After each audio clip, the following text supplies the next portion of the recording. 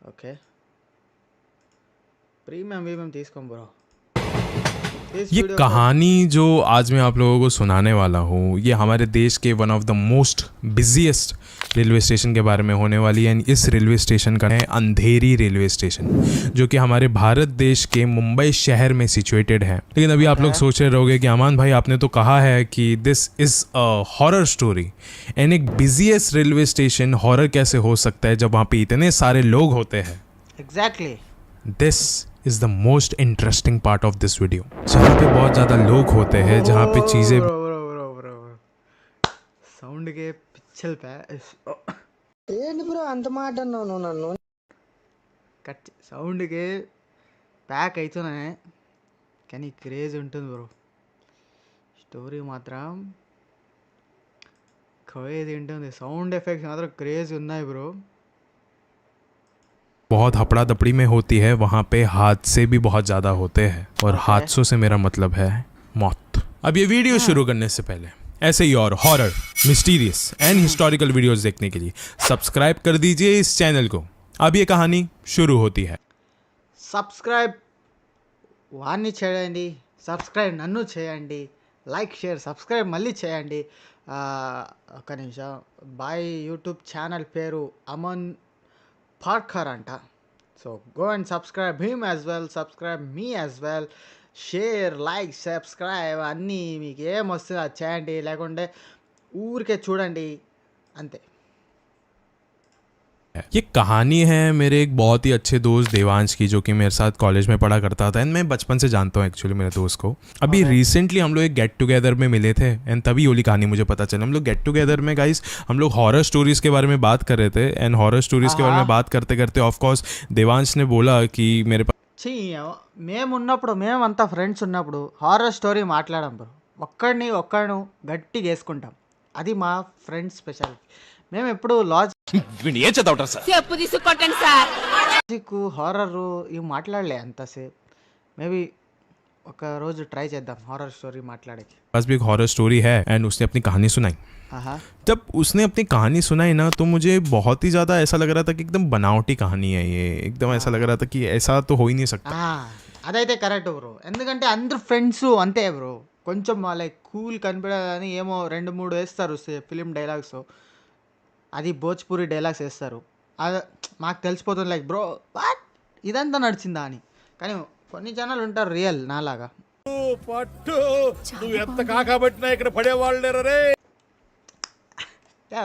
लेकिन जब उसने मुझे इस कहानी की एकदम गहराई में लेके चला गया, जब उसने अपने बड़े भाई से भी मेरी बात कराई कि देखो ये मान नहीं रहा है, फिर उसके बड़े भाई ने भी कहा कि एकदम सच्ची कहानी है, फिर मैं भी और जब गहराई में गया इस कहानी के, आई वाज लाइक कि this is definitely a truth. What the fuck, మీరు విన్నారా లేకుంటే నా చెవులు మాత్రమే ఆజిందా? లేకుంటే bro wait 1 sec bro. Fuck గజ అంటుంది. 1 sec.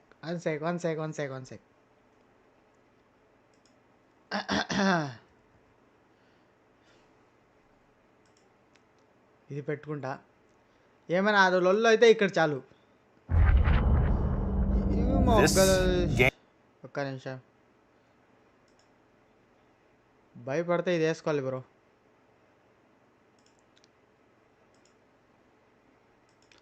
అది భయం వస్తే ఇది. ये एक कहानी तो है, लेकिन उससे बढ़कर ये एक खौफनाक कहानी है। ये सुन के मेरा ही नहीं, किसी भी इंसान का दिल पूरी तरीके से एकदम घबरा उठेगा। अब ये कहानी मैं आपको सुनाने जा रहा हूँ, तो शायद से आप भी वही महसूस कर पाओ जो उस रात को मैंने महसूस किया था। गाइस ये कहानी है साल 2024 की, अभी की कहानी, एक्चुअली जून में हुआ था ये सब कुछ। ये उस दौरान की बात है जब मेरा दोस्त देवांश सेल्समैन का काम किया करता था। अंधेरी DN नगर में उसकी ऑफिस थी, वो वहाँ पे काम किया करता था।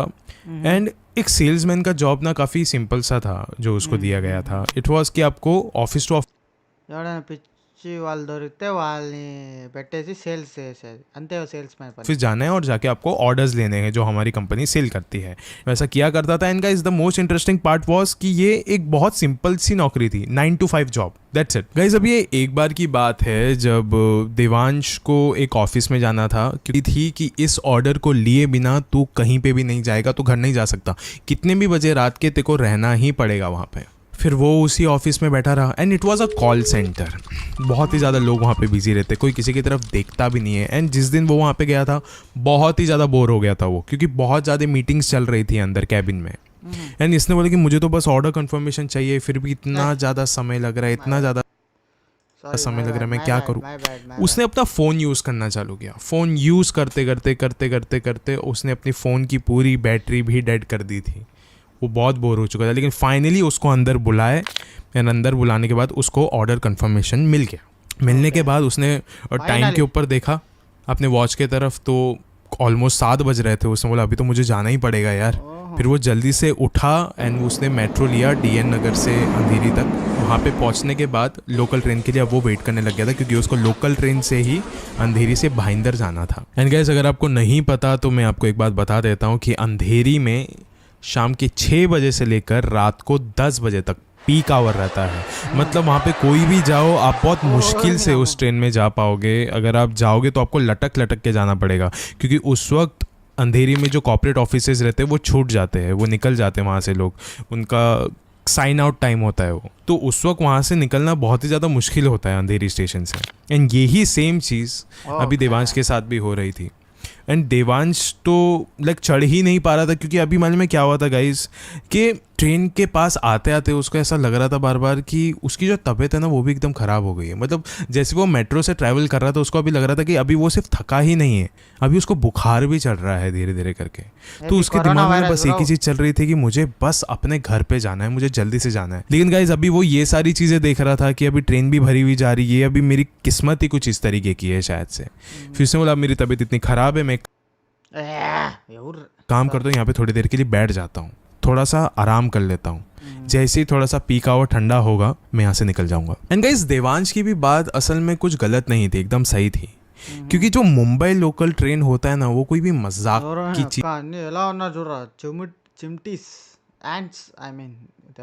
चीज़ नहीं है। आप कोई भी लोकल ट्रेन देख लेना, लेकिन Mumbai local train is the most messier local train, क्योंकि यहाँ पे खड़े रह के जाना तो छोड़ो, आपको यहाँ पे 150 लोगों के बीच में एकदम दब के जाना पड़ता है एकदम। जो अगर क्लॉस्ट्रोफोबिक इंसान रहेगा उसका तो दम घुट जाएगा अंदर, क्योंकि गाइस वहाँ पे सिटिंग एरियाज बहुत कम होते हैं एंड स्टैंडिंग में ही जाना पड़ता है। यहाँ पे मतलब हर रोज 3-3.5 हज़ार लोग ट्रैवल करते हैं अंधेरी से, एंड ये चीज़ ऑफकोर्स इंटरनेट पे भी लिखा हुआ है। एंड गाइज वहीं पे देवांश की हालत इतनी ज़्यादा ख़राब थी कि उसने बोला मैं इंतज़ार कर लूँगा, वो ज़्यादा बेहतर है, लेकिन मैं इस भीड़ में तो नहीं जाने वाला, मैं आराम कर लेता हूँ। फिर वो అయితే ట్యాక్సీలో పోవే ఎవడు నీ ఓ maybe money saving bro, money saving, my bad. కానీ స్టోరీలో పాయింట్ ఎప్పుడు వస్తుంది? इंतज़ार करते रहा, I mean करते interest. रहा, करते रहा, करते रहा। ऑलरेडी देवांश की आंखें खुली एंड वो अंधेरी के उसी रेलवे स्टेशन के किसी एक बेंच पर से उठा, आसपास नजरें घुमाई एंड उसने देखा कि पूरा रेलवे स्टेशन खाली था, सिर्फ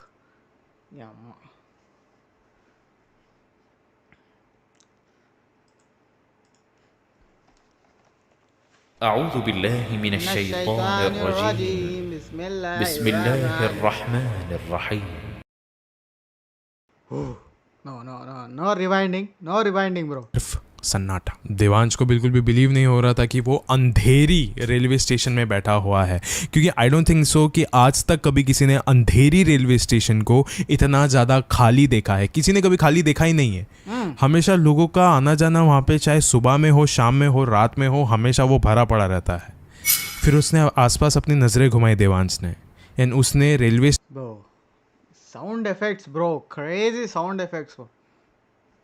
హెడ్ ఫోన్స్, ఇది ఎవరైనా హెడ్ ఫోన్స్ పెట్టుకొని వింటే, అది ఒక్కడనే బ్రో, లిటరల్లీ నేను ఒక్కడనే ఉన్నా ఇక్కడ, మీరు ఎవరైనా వింటే బ్రో ఐఎమ్ డ్యామ్ షూర్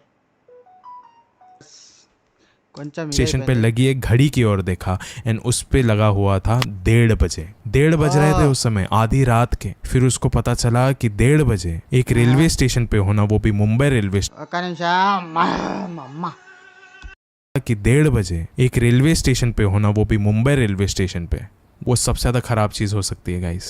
क्योंकि उस समय कोई इंसान कहीं पे जा ही नहीं सकता, क्योंकि 1:30 बजे आखिरी ट्रेन पहुंच जाती है Virar. It's the last train, और वो भी निकल चुकी थी वहां से, और पूरे स्टेशन पे सन्नाटा छाया हुआ था।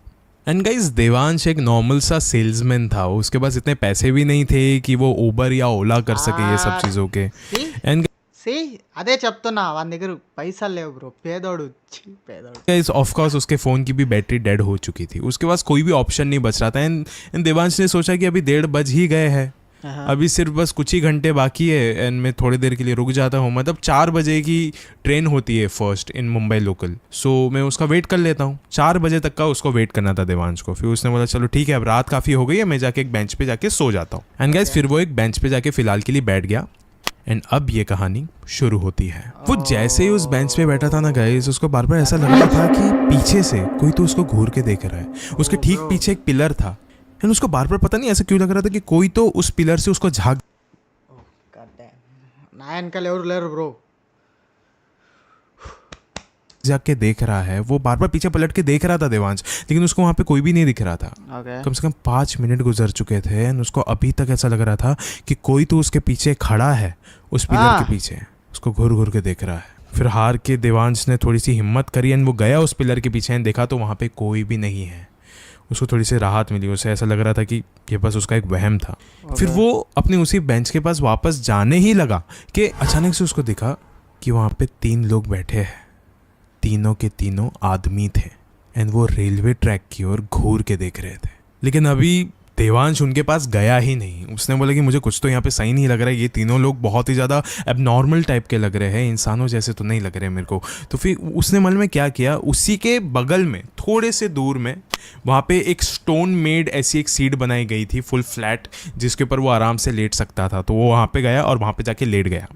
अब ना कुछ ही सेकंड बाद वो ऐसा लेटा हुआ है आंखें बंद करके, एंड वो सुन सकता था कि वो लोग कुछ तो बातें कर रहे हैं एक दूसरे के साथ। उसने इग्नोर किया, उसने बोला रहेगी कुछ बात कर रहे रहेंगे वो लोग, ठीक है। लेकिन अभी कुछ मिनटों बाद वो बातें सिर्फ बातें नहीं थी, वो तीनों लोग मिलके Imagine your family enjoying life in Cyprus. A residence permit on this beautiful island is not only visa-free access to Europe, but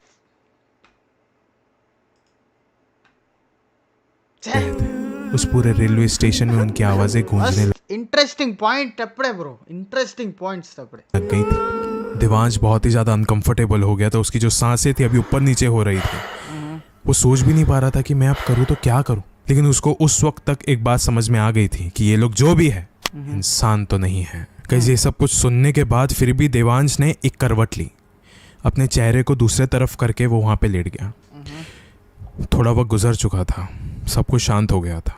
लेकिन अब अचानक से उसके पैर पे कुछ तो टच हुआ। उसने अपनी नजरें अपने पैरों की तरफ करी और देखा कि वो तीनों लोग वहीं पे उसके पास ही बैठे हुए थे, उसके तरफ देख रहे थे मुस्कुराते हुए। उससे सिर्फ एक ही सवाल पूछा मराठी में कि तू पण मरशील? तुमको मराठी आती है क्या? तुमको मराठी आती है ब्रो? मराठी आई तो इधर रह देगा, नहीं तो तुम्हारा कंट्री నీకు మరాఠీ వస్తుందా బ్రో? లేకుంటే ఇక్కడ ఉండకు బ్రో, పో మీ country bro. Oh my god bro, sorry horror స్టోరీని కొంచెం కామెడీ చేసి మై బ్యాడ్ ना guys, this is a Marathi sentence. इसका मतलब हिंदी में होता है कि तू भी मरने वाला है ना। ये सब कुछ सुनने के बाद देवांश बहुत ही ज़्यादा डर चुका था। वो एकदम कांपते हुए वहाँ से अपना बैग लिया एंड वहाँ से दूर भागा। भागते भागते उसने रेलवे ट्रेन के एक घड़ी की तरफ देखा, वहाँ पे लिखा हुआ था 1:30 बजे। इतना वक्त गुजर चुका था उस लोकल ट्रेन स्टेशन में, लेकिन फिर भी वापस से वहाँ पे सिर्फ और सिर्फ 1:30 ही बज रहे थे। It was a shock. अभी के लिए देवांश को ऐसा लग रहा था कि ये सब कुछ सपना है, ऐसा कुछ भी नहीं हो सकता। लेकिन हकीकत में देवांश उस पूरे स्टेशन में अकेला था। उसकी मदद करने वाला भी कोई भी नहीं था। फिर भी वो भागते भागते उस रेलवे स्टेशन के टिकट काउंटर के पास पहुंचा, लेकिन फिर वापस से उसके पीछे से उसको एक आवाज़ आई, अरे सांग ना, तो पण मरशील ना। ये सुनने के बाद देवांश ने सांग ना, तुला मराठी आहेच क्या? सांग ना ब्रो, मराठी आहेच, इधर रहने का। पीछे मुड़कर देखा कि वो ही तीनों उसकी ओर भागते हुए आ रहे थे। देवांश ने भी ये सब कुछ सुनकर अपनी आंखें बंद कर ली थी, लेकिन उसको वापस से एक और एक चीज मराठी में सुनाई दी थी, जिसका मतलब हिंदी में होता है कि हमारे पास आ जा, हम लोग सिर्फ मुर्दे ही तो है, सिर्फ मर चुके हैं, हम तुझे कुछ करेंगे नहीं। ये सब कुछ सुनने के बाद कुछ ఏమి చేయం బ్రో, ఓన్లీ ఏమి చేయం మేము, లైక్ డెడ్ బాడీస్ ఏమి చేయం, ఓన్లీ నీ రక్తం తాగుతాం, మరి నీ బోన్స్ తింటాం అంతే బ్రో, ఇంకేం లే, మేము శవాలే, నువ్వు శవాలు అయిపో అంతే, అంతే చెప్పారు బ్రో, ఏమి దాంట్లో ఎగ్జైటింగ్ ఏమి లే। ऑफ कोर्स ऐसे समय पे इंसान को सिर्फ भगवान ही याद आएगा। इन देवांश को भी आ रहे थे, उसको थोड़ा बहुत हनुमान चालीसा याद था, उसने वो पढ़ा एंड वो पढ़ते पढ़ते वहीं पे बेहोश पड़ गया। सुबह सुबह देवांश की आंखें खुली एंड उसको एक सफाई वाले ने असल में उठाया था। वो जो टिकट काउंटर था उसके कोने में जाके वो बेहोश हो गया था। उसको उठाया एंड उसने वक्त की तरफ देखा तो टाइम पे 5 बज रहे थे। वो भागते हुए ट्रेन के पास गया है, उसने अपनी ट्रेन पकड़ ली भाईंदर के लिए। फाइनली वो पूरे समय बस एक ही चीज़ सुन रहा था, वही चीज़ उसके कानों में गूंज रही थी कि ये सारी चीज़ें हुई है कि नहीं है, क्या ये सिर्फ मेरा सपना था। एंड फिर फाइनली भाईंदर रेलवे स्टेशन आ गया और वो बस उतरने ही जा रहा था कि उस गेट के पास, उस डोर के पास, उस दरवाजे के पास वो ही तीनों खड़े थे एंड उन्होंने वापस से God damn bro, that's shit. మంచి ఇంట్రెస్టింగ్ పాయింట్ అప్పుడే bro, damn ad bro, interesting పాయింట్స్లో వచ్చినాం మేము ఇప్పుడు। కొంచెం రిటర్న్ బ్రో, కొంచెం రిటర్న్। ही तीनों खड़े गेट के पास, उस डोर के पास, उस दरवाजे के पास वो ही तीनों खड़े थे एंड उन्होंने वापस से वो ही सवाल पूछा कि तू पन मरशिल ना, मतलब तू भी मरने वाला है ना। लेकिन गाइस इस बार देवांश भागते हुए उन तीनों को छोड़ते हुए वहां से भागा एंड अपने घर की ओर भागा, सीधा अपने घर के अंदर गया एंड जाके उसने करण, उसका जो बड़ा भाई था, उसको जाके ये सारी बातें बताई कि ये सारी चीजें हुई है भैया मेरे साथ, मैं क्या करूं। करण ने फिलहाल के लिए उसको थोड़ा सा शांत कराया, उसको बोला कि भाई तू थोड़ी देर के लिए सो जा, हम सुबह उठ के देखते कि क्या होगा यहाँ पे, थोड़ी देर के लिए सो जा। अगले ही दिन दोपहर और शाम के बीच में वो लोग एक मंदिर के पास गए, वहां पे पुजारी को ये सारी बातें बताई, लेकिन पुजारी ने भी कोई ऐसा एकदम डायरेक्ट चीज़ें कुछ ऐसी बताई नहीं कि ये सब चीज़ क्यों हुई है एंड हमें क्या करना चाहिए। बस वो लोग इतना ही कह रहे थे कि हनुमान चालीसा याद रखो, पूजा पाठ करो वगैरह वगैरह, ये सारी चीज़ें ही बोल रहे थे। कुछ भी ऐसा ढंग की चीज़ उनको नहीं मिल रही थी कि मैं अब ये चीज़ें निकालूँ कैसे अपने दिमाग से। पूजा पाठ तो मैं कर लूँगा, लेकिन उसको डर था कि वही तीनों उसको वापस से ना मिलने। फिर कुछ देर बाद देवांश के बड़े भाई करण को एक चीज़ याद आई कि बहुत सालों पहले अंधेरी में ही उनका एक दोस्त लाइक नाइट टेक्नीशियन का काम करता था for error and technical problems वगैरह वगैरह। एंड फाइनली फिर वो दोनों देवांश एंड करण उसके दोस्त के पास चले गए। उसके दोस्त के पास जाने के बाद उन्होंने ये सारी बातें बताई कि ये सारी चीज़ें हुई हैं। उसके दोस्त का नाम सनी था बाय द वे। फिर सनी ने कहा कि हाँ तो ये हुआ मतलब क्या। फिर उन्होंने बोला अरे मैं पूरी तरीके से डर चुका हूँ, इसका मैं करूँ क्या और ये सब चीजें हुई क्यों है। फिर सनी ने कहा कि मुंबई लोकल में साल में 2000 से लोग मरते हैं, कभी गिर के मर जाते हैं, कभी तड़प तड़प के मर जाते हैं, कभी कोई करता है। And Mumbai local railway station में of course Andheri railway station का भी नाम आता है, जहाँ पे भी ऐसे हादसे बहुत ज्यादा हुए हैं। अगर कोई करके मरे तो भी उसको प्रेत आत्मा ही बनना है, अगर कोई गलती से यहाँ पे कट के मरे उसको भी प्रेत आत्मा बनना है। किसी भी हालत में अगर किसी की भी रेलवे स्टेशन पे मौत होती है उसका एक प्रेत आत्मा बनना तो निश्चिंत है। फिर देवांश ने पूछा कि लेकिन वो तीन लोग कौन थे, उनका ये सब चीजों से क्या लेना देना। फिर सनी ने कहा ये सब मुझे नहीं पता है, मुझे बस इतना पता है कि रेलवे स्टेशन बहुत ही ज्यादा हॉन्टेड होते हैं। एंड ये जो काले साए हैं ना, इनका तो काम ही ये है कि जब एक पूरा रेलवे स्टेशन या फिर एक पूरा इलाका जब सन्नाटे से भरा हुआ रहता है, अंधेरे से भरा हुआ रहता है, तब ये लोग बाहर निकलते हैं सन्नाटे में चीख चीख कर अपने मौत का मातम मनाने। उस दिन के बाद से देवांश का तो एक नियम सा ही बन गया था कि चाहे అప్పుడు ఇంకా దేవాన్స్ ట్యాక్సీ పోతుండు బ్రో, ట్రైన్ పోతే పోని ట్యాక్సీలో పోదామని పైసలు ఖర్చు అయితే అవని అని ట్యాక్సీలో పోతుండు. అంతా మంచోడైండు. चाहे ऑफिस का कितना भी इम्पोर्टेंट काम हो, मैं 5 बजे से ज्यादा कहीं पे भी नहीं रुकने वाला हूँ, क्योंकि उसको उस दिन अपनी जान की कीमत समझ में आई कि आधी रात को अपने घर से बाहर रहना, एक अंधेरी सी जगह पे रहना, इसका मतलब यही होता है कि हम आत्माओं के बसेरे के बीच में हैं, और आत्माओं के बसेरे के बीच में रहना मतलब मौत के करीब रहना। आज इस वीडियो के अंत में मैं आपसे बस इतना ही कहना चाहूँगा कि जिस जगह को आप इतना ज़्यादा भरा हुआ देखते हो, इतना ज़्यादा क्राउडेड देखते हो, इसका मतलब ये नहीं है कि वो हर वक्त भरा हुआ ही रहता है। कभी ना कभी तो वो सन्नाटे से भरा हुआ होगा ही। आधी रात में जाइए उस जगह पे, आपको पता चलेगा कि उस जगह से ज़्यादा खतरनाक कोई जगह नहीं होता, उस जगह से ज़्यादा खौफनाक कोई जगह नहीं होता। चाहे वो कोई भी कॉलेज हो, चाहे वो कोई भी अस्पताल हो, चाहे वो कोई भी स्कूल हो, इट डजंट मैटर। चाहे वो कोई भी रेलवे स्टेशन हो, काले साए हर जगह पे भटकते रहते हैं। इन चीज़ों से चौकन्ने रहिए। एंड मैं एक और एक बात बता रहा हूँ, मैं अंधेरी रेलवे स्टेशन के बारे में कुछ भी गलत नहीं बोल रहा हूँ। मैं ऐसा नहीं बोल रहा हूँ कि वहाँ पे आप मत जाइए, लेकिन आधी रात में मत जाइए। शुक्रिया। ఓ ఇది జరిగింది అన్నమాట స్టోరీలో. Okay, so